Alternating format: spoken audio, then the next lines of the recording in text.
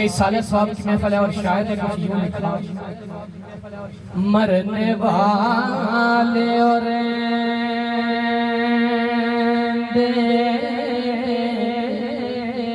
सदा जिंदा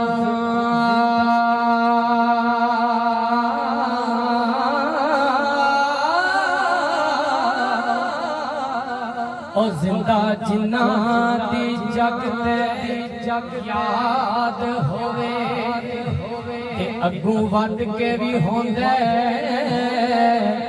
ए नाम जिंदा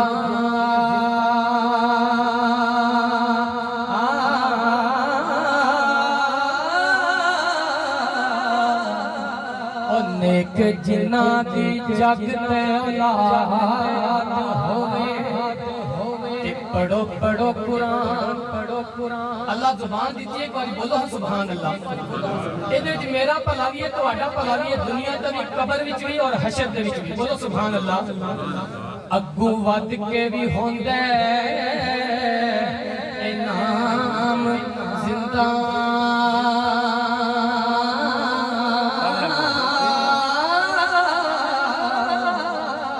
नेक जिन्ना दी जग ते औलाद होवे ओए ओदी खुश नसीबी दी हद कोई नहीं जिदे खत्म ते सबर मिलाद होवे।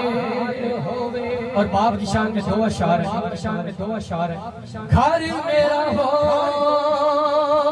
गया सुनना सजदा नहीं, मौत ने खोलिया बाप मेरा जी लगदा नहीं, घर मेरा हो